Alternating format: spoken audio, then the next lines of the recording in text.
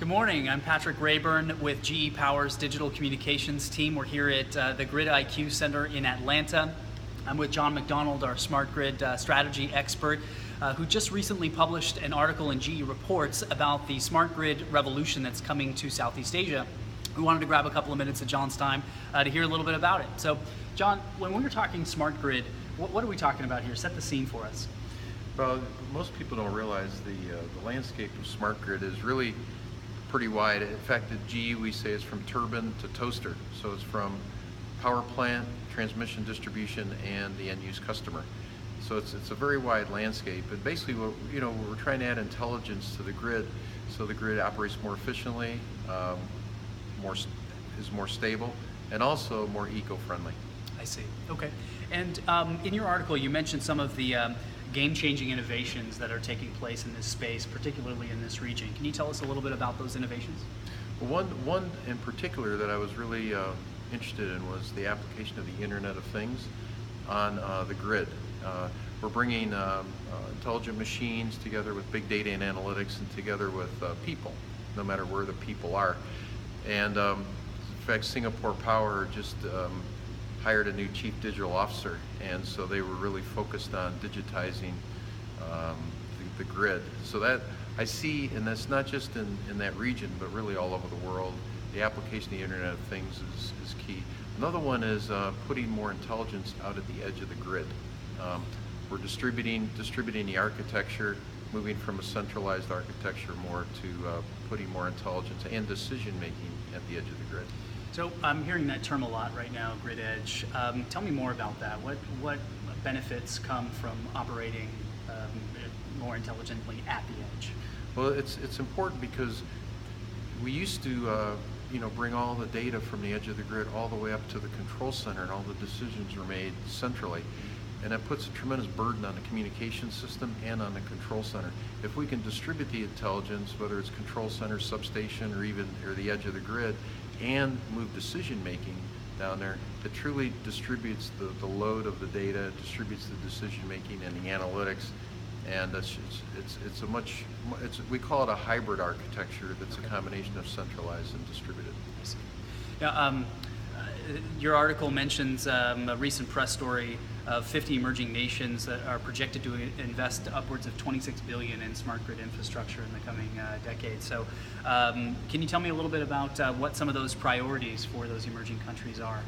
Yeah, we tend to, when budget money is available, we tend to move forward with buying new things initially, but what's very important is that these countries make sure they have a strong grid before they think about a smart grid, okay?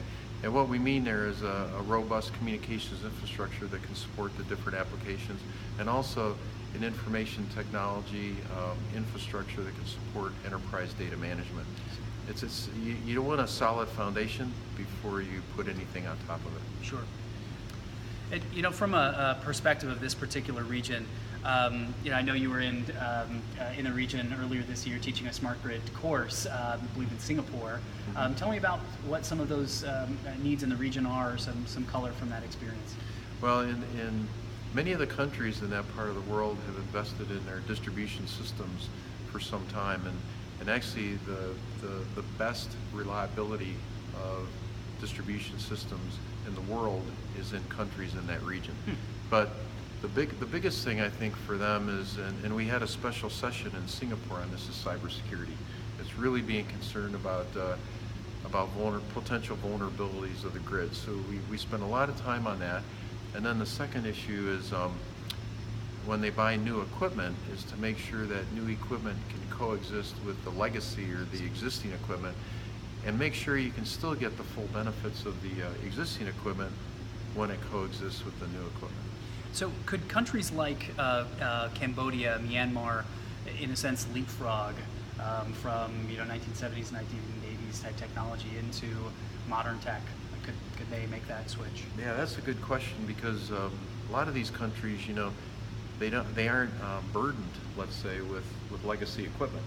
So they're leapfrogging many iterations of what like the United States went through, and that's actually an advantage.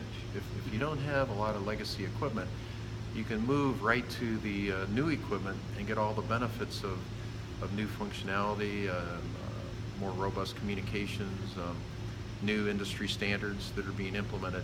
The one kicker though, the one thing of concern is having a workforce with the skills that can operate and manage the equipment. I think so. Having a skilled workforce in these developing countries, to me, is probably the biggest. Not more so than the technology, is the workforce to be able to handle the equipment. Sure. And how about for a developed country like Singapore?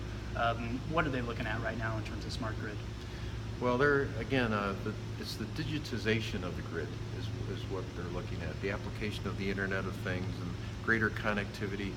They're also making sure that they have enough sensors and data coming back, because no matter where we are in the world, many of our grids lack observability in some areas. So there's a lot of emphasis on what we call an observability strategy that's being implemented by a number of utilities. Okay. And finally, what are some of the biggest challenges as a country or a region is implementing some of these concepts? And what's keeping people up at night?